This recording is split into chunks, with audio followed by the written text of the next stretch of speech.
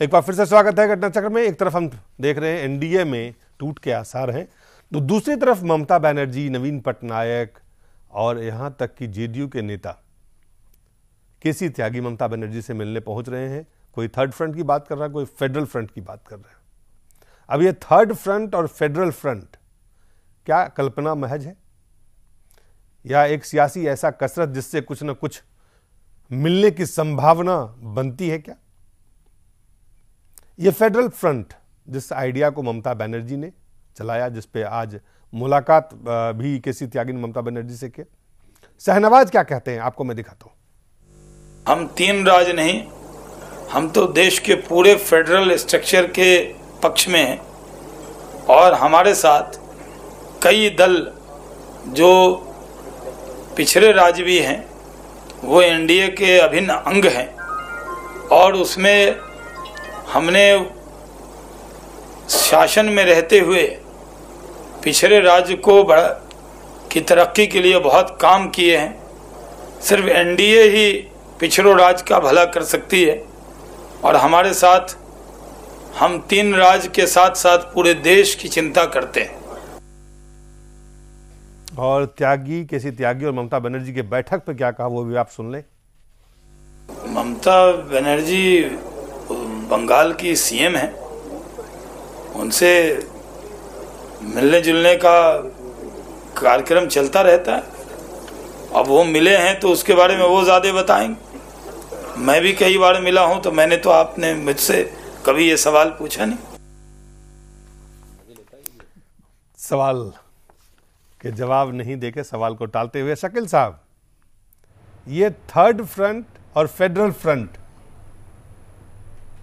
के बारे में क्या कहेंगे आप? देखिए, इस देश में बराबर ये सब एक्सरसाइज होता है।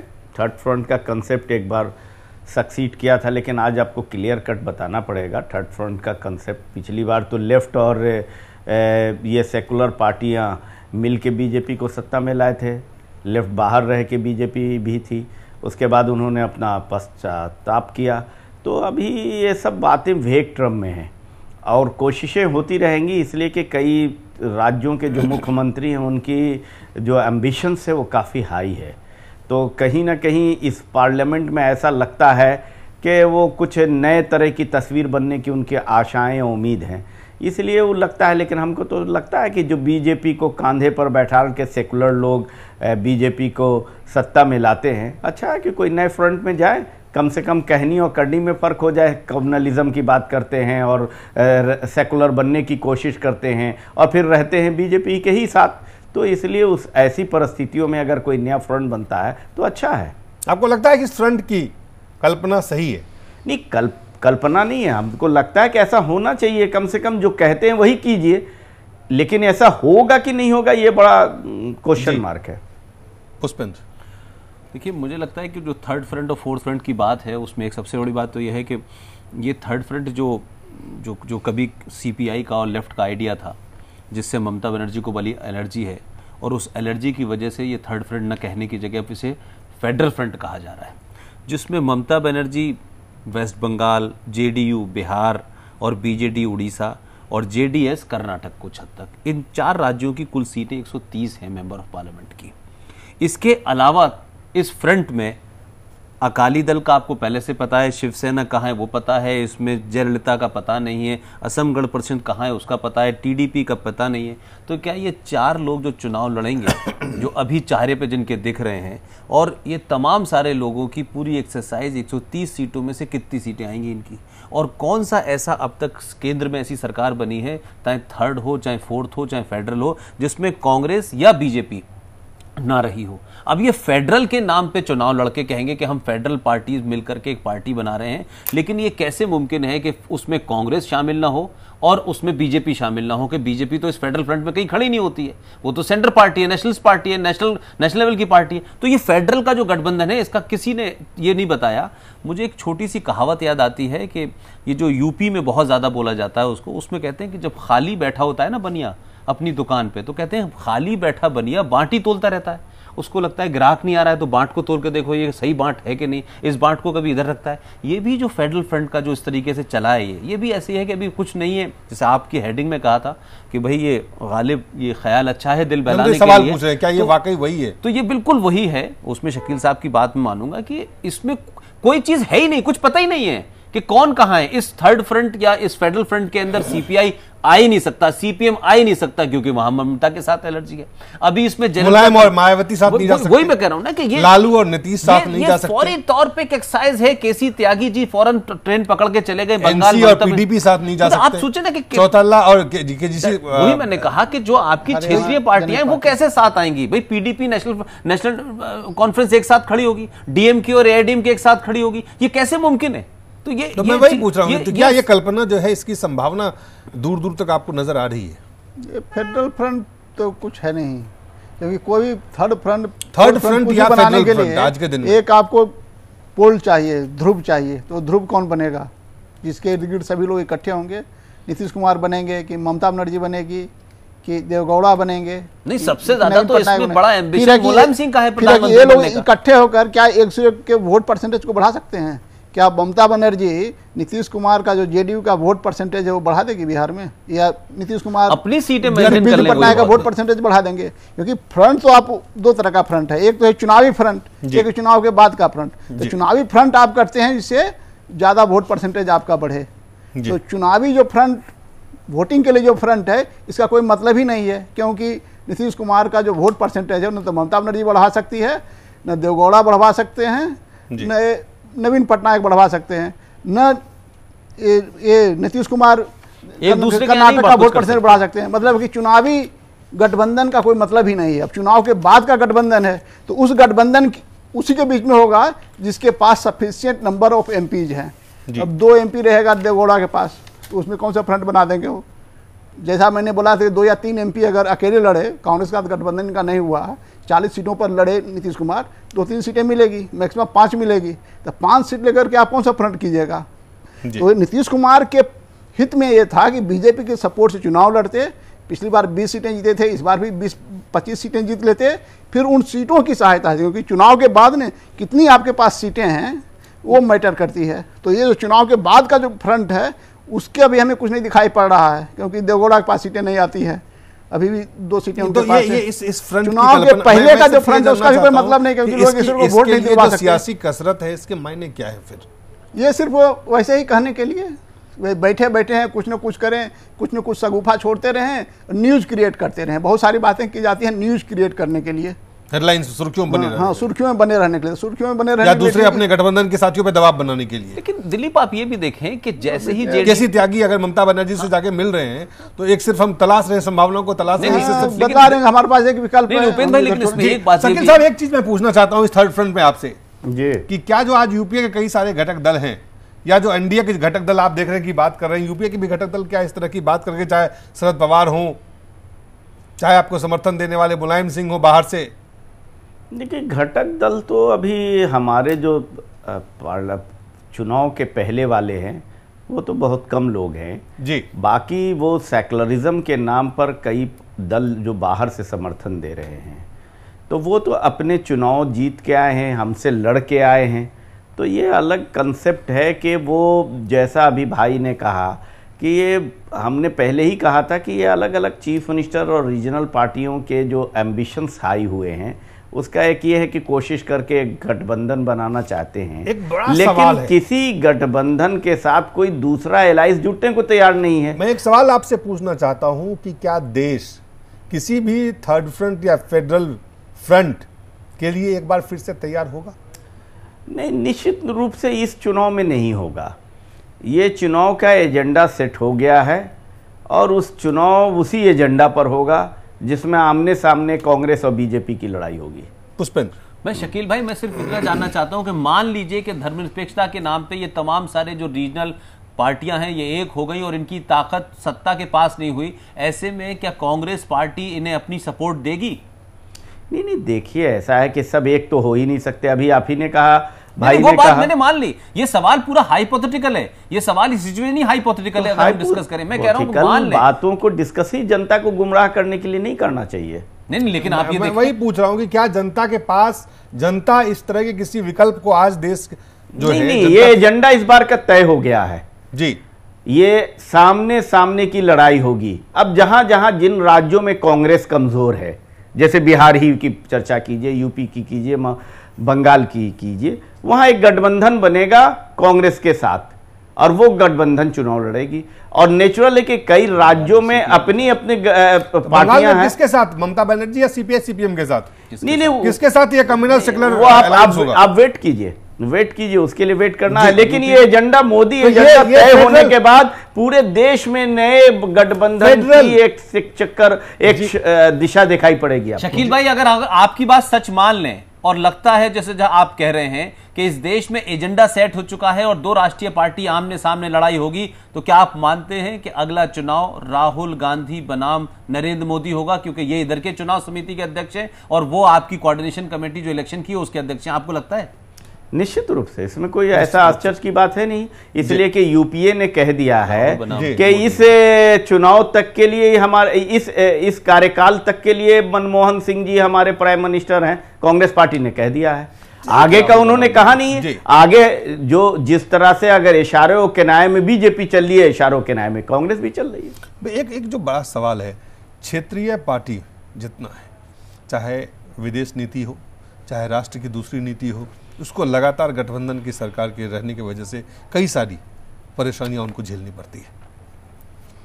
ऐसे में, और पूरा देश ये जानता है कि चाहे श्रीलंका के मसले पे डीएमके का जिस तरह का रुख रहा हो, बांग्लादेश या चाहे बांग्लादेश में जिस तरह का ममता बनर्जी का रुख रहा हो, जिस तरह से लगातार इसका खामियाजा पूरे देश को उठाना पड़ रहा है, ऐसे में इस तरह की किसी भी फ्रंट की कोशिश आपको लगता है कि फ्रूटफुल हो सकता है? देखिए, हमें तो नहीं लग रहा कि फ्रंट की जो कोशिश है ये किसी भी स्तर पर, ना चुनाव के पहले और चुनाव के बाद सफल होगी। बाकी ये ठीक है कि जो रीजनल पार्टी के जो नेता हैं उनका इतना रीजनल सोच होता है कि ये नेशनल लेवल के बारे में नहीं सोचते हैं, तो फिर इंटरनेशनल कहाँ से सोचेंगे, पॉलिटिक्स के बारे में कहाँ सोचेंगे? तो वोट ऐसे में इस तरह के क्षेत्रीय पार्टियां हैं, उनका केंद्रीय चुनाव में जो लगातार जिस तरह से ये अपना प्रभावित करते हैं अपने अपने स्थानीय, तो ये जो मुख्य जो पार्टियां हैं, बड़ी पार्टियां हैं, उनकी कमजोरी है कांग्रेस और बीजेपी की। अगर क्षेत्रीय पार्टियां पनप रही हैं अलग अलग राज्यों में, तो उसके लिए इनकी अपनी कमजोरी है।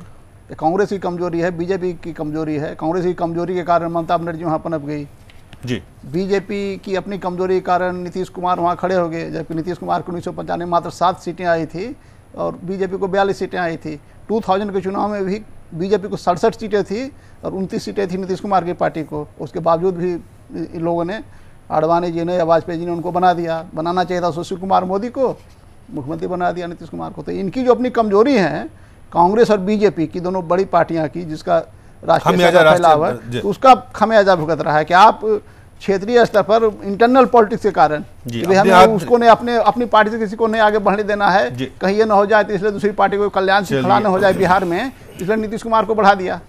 एक और अहम खबर है, और ये खबर है वाड्रा डीएलएफ के डील के रिकॉर्ड पीएमओ ने आरटीआई के कार्यकर्ता है नूतन ठाकुर जो लखनऊ के, उनको देने से इनकार कर दिया है। हमारे पास समय कम है, लेकिन सवाल गंभीर है। पुष्पेंद्र, सवाल इसमें बड़ा साफ है कि प्रधानमंत्री के कार्यालय ने आरटीआई के माध्यम से अगर इसकी डिटेल नहीं दी है तो क्या वजह है? और प्रधानमंत्री के कार्यालय से अगर ये पूछा जाए कि कोयला घोटाले के मामले में कौन से वो 2 अफसर थे और वो किसको बचाने के लिए सीबीआई से मिलने गए थे, तो उसके बारे में भी गोल मोल जवाब दिया जाए कि वो प्रधानमंत्री के निर्देश पे नहीं गए थे, अपने आप गए थे। उत्साह उनमें ज्यादा था प्रधानमंत्री को बचाने का। कानून मंत्री में भी उत्साह पैदा हो गया था कि प्रधानमंत्री की वजह से उनके अपने आप वहां चले गए। तो मुझे लगता है कि जो सोनिया गांधी के परिवार से अगर उस परिवार में कोई कुत्ता भी पल रहा होगा तो उसके बारे में पूरी कांग्रेस को पूरी तन मन धन से बचाने की एक राजनीति और एक सोच और एक उस तरीके की मानसिकता है। उसी के तहत प्रधानमंत्री निवास से जिस तरीके से इस आरटीआई कानून को धत्ता बताया गया है प्रधानमंत्री के कार्यालय ने, उससे ये लगता है कि प्रधानमंत्री का कार्यालय इस आरटीआई जो उन्होंने पूरे देश को दिया है उसके प्रति वो खुद कितने संजीदा है। उपेंद्र जी, ये क्या बचाने की कवायद है, या जो बात कही गई हलफनामे में कि पीएमओ ने वाड्रा और रियल एस्टेट जो कंपनी डीएलएफ के बीच में जो भूमि के सौदों में जितने भी अनियमितताओं के आरोप लगे, वो उन्होंने कहा कि ये सुनी सुनाई बातों पर आधारित है। लेकिन इस बाबत जो कोर्ट में दाखिल किया गया, जो एफिडेविट दिया गया, हलफनामा दिया गया, उसके बाबत इस आरटीआई एक्टिविस्ट ने ये तमाम जानकारी मांगी थी। और पीएमओ ने दावा किया है कि चूंकि मामला विचाराधीन है, अदालत में है, इसलिए इस रिकॉर्ड का खुलासा नहीं किया जा सकता। तो ये मामला अदालत मंगा सकती है, या हमें लगता है भी ये और जबकि न्यूटन ठाकुर ने पक्ष में दलील दिया है तो ये जो इस तरह के विवरणों को तभी रोका जा सकता है जब अदालत की तरफ से खुलासा नहीं करने के बारे में स्पष्ट आदेश हो। उस पर पीएमओ ने कहा कि सुप्रीम कोर्ट के सिस्टम के मुताबिक कार्यालय ने छूट मांगी है क्योंकि मामला गोपनीय है। सुप्रीम कोर्ट के सिस्टम के मुताबिक पीएमओ ने छूट मांगी है क्योंकि मामला गोपनीय है। अब ये गोपनीय क्यों, जबकि आप व्यवस्था ऐसा नहीं है तो फिर भी गोपनीय क्यों बनाना चाहते हैं? ये छूट क्यों मांगी है? रिकॉर्डेड यह उसे देना चाहिए। फिर है कि ये कोई सरकार, कोई बिजनेस कंपनी तो है नहीं। अगर मान लिया डीएलएफ, तो वो कह सकता था कि भाई डीएलएफ पर एक तो आरटीआई लागू नहीं होता है, वो कह सकता है कि हमारा बिजनेस कॉन्फिडेंस का मामला है, पीएमओ के द्वारा पीएमओ में रिकॉर्ड है। लेकिन हमें लगता है कि अभी पीएमओ द्वारा इनकार किए जाने से ये भी सीआईसी के पास मामला जाएगा जी। अभी तो जो भी एक्टिविस्ट है उसने खुद अप्रोच किया, अब एक्टिविस्ट सीआईसी के पास जाएगा कि हमें सूचना नहीं दी गई, तब हमें लगता है ये मामला फिर दोबारा खुलेगा और सीआईसी जरूर उसे कहेगी कि आप हमको, आप है जो इन्फॉर्मेशन दीजिए। ये आदेश सीआईसी की तरफ से जाएगा। जी, गंभीर आरोप लगे।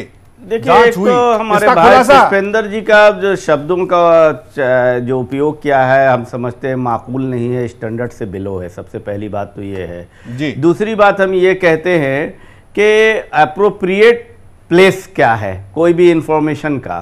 तो डीएलएफ के डील का कोई भी पेपर है, कोई भी है, तो पीएमओ तो उसका एप्रोप्रिएट जगह है नहीं, उसकी एप्रोप्रिएट जगह जो है वहां उनको मांगना पड़ेगा। लेकिन उन्होंने कहा ये गोपनीय है। नहीं, आप एक मेरी बात पूरी सुन लीजिए। एक तो बात ये है कि वो उन्होंने एप्रोप्रिएट जगह से मांगा नहीं है, एक बात। दूसरी जगह सब जुडिस है, कोई एक मामला नहीं, कितने मामले में अगर कोर्ट में मामलात हैं तो सब जुडिस को इंफॉर्मेशन नहीं दिया जाता है। लाखों हजारों केसेस में इसी तरह का है। तो एक स्पेशल एक केस में आप लोग चाहते हैं गलत तरीके से उसको प्रचारित करना, तो वो गलत बात है। ये ऐसा नहीं है कि वो एक्टिविस्ट जो है बड़ी। शकील भाई, आप गलत तरीके से प्रचारित कर रहे हैं। इसमें साफ साफ लिखा हुआ है अगर कोर्ट ये आदेश देगा कि ये नहीं दी जाएगी तब तो ठीक है। कोर्ट में नहीं देगा ऐसा नहीं ना। शकील भाई, जो चीजें कोर्ट में हैं उनका हम नहीं जानकारी, एक जगह नहीं दिया जाता है, एक जगह नहीं, सब जुडिस मामले में निर्णय तक फाइल पे नहीं होता है। जुडिस का मामले की बात ही नहीं शकील भाई। जो बात आपने बड़ी मासूमियत से कही है कि प्रधानमंत्री कार्यालय में डीएलएफ और वाड्रा के रिकॉर्ड नहीं है, वहां गलत जगह में, तो प्रधानमंत्री कह दें कि भाई आप गलत दफ्तर में आ गए हो, दूसरे दफ्तर में जाओ। वो ये क्यों कह रहे हैं कि ये गोपनीय मामला इसलिए हम इसकी जानकारी नहीं देंगे? वो तो खुद ही एक्सेप्ट कर रहे हैं। आप कह रहे हैं कहीं और जाना चाहिए। वो आप उनके पूरे पेपर्स आप देख लीजिए, वो जांच रिपोर्ट अगर पीएमओ में जो बोले ना, पूरे पेपर्स जो है ना वो कोई अप्रोप्रिएट जगह का नहीं है। हमारे पास जांच के बाद कोई पेपर है तो हम डिक्लेयर करेंगे, ऐसा नहीं है। ये फोरम सही नहीं है, एक बात है। और दूसरी बात यह है कि को बहुत सारी चीजों में राइट है, राइट टू इंफॉर्मेशन में राइट सरकार का भी है कि उसकी जानकारी। मैं एक बात सिर्फ कहना चाहता हूं, रॉबर्ट वड्रा के खिलाफ विवादास्पद भूमि के सौदे के मामलों में लगे आरोपों की जांच के लिए जब प्रधानमंत्री कार्यालय से जांच के रिकॉर्ड मांगे गए तो पीएमओ ने उन्हें गोपनीय बताकर देने से इनकार कर दिया है। ये सवाल है। सवाल ये नहीं है पीएमओ के पास वो पेपर कहां से आए हैं। आप एक बात पूरी सुने कि गोपनीय बताकर इस विवरण को देने से इनकार पीएमओ करती है। वाड्रा की जांच की मांग करते हुए इलाहाबाद कोर्ट में दायर हलफनामे के तहत पीएमओ से यह सूचना मांगी गई थी। अब ये बताएं, ऐसी स्थिति में सुरक्षा से जुड़ा मुद्दा है क्या? नहीं, ऐसी स्थिति में जो कोर्ट में मामला है वो मामला की जानकारी आम एक्टिविस्ट को नहीं दी जा सकती है। ऐसे कोर्ट ने कोई स्पष्ट कोर्ट को कहने की क्या जरूरत पड़ेगी भाई? बहुत सारे सब जुडिस मामले हैं, कोर्ट के मामले कह रहे हैं कि उस कोर्ट के रिएक्शन से कोर्ट का आदेश होता है कि आप मत दें। नहीं, ठीक है, कोर्ट से वो आदेश, कोई कोर्ट से ये भी आदेश नहीं आया है कि दे दें। कोर्ट से आदेश आ जाएगा, दे दें, चलिए मामला। लेकिन बड़ा सवाल है कि पीएमओ ने जो कुछ किया उसके पीछे मकसद क्या है, बहुत कम शब्दों में उपेंद्र जी। वो तो मकसद है, जानकारी छिपाई जा रही है, वाड्रा को बचाया क्यों छिपाई जा रही है जानकारी? इसमें कौन सी पूछ रहे, 7 आरसीआर से 10 जनपद के बीच की दूरी जो है वो किसको नहीं पता है भाई? आरसीआर 7 आरसीआर से रिकॉर्ड दे देंगे सोनिया गांधी के दामाद की रिपोर्ट के बारे में, और वो कहेंगे गोपनीय है। मनमोहन सिंह ने उसको क्या कहते हैं राष्ट्रीय सुरक्षा और न्यूक्लियर डील बना दिया है कि उसको बताने से गोपनीय है। इस देश में हमला होने वाला है क्या वाड्रा की अगर बातें दे देंगे तो? वो ये जो बात कही जा रही है कि सब गोपनीय है, ये तो अपने आप में अपनी झूठ बोलने वाली बात है। आप कहेंगे कि हमारे पास नहीं, ऐसी बात नहीं है। सरकार जब बोलती है गोपनीय है तो गोपनीय है, राष्ट्रीय ये मानना पड़ेगा। सरकार जब बोलती है गोपनीय है तो कभी भी हो सकता है वाड्रा कर दीजिए, ये बात सही नहीं है। सुरक्षा के लिए खतरा हो वाड्रा, देश के खतरा के लिए नहीं, बहुत सारे इश्यूज के लिए गोपनीय होता है। बहुत धन्यवाद सुरक्षा के लिए खतरा है, वाड्रा न्यूक्लियर डील है इसलिए नहीं बताया। बहुत बहुत धन्यवाद उपेंद्र जी, बहुत बहुत धन्यवाद, आप सब लोगों का बहुत बहुत धन्यवाद।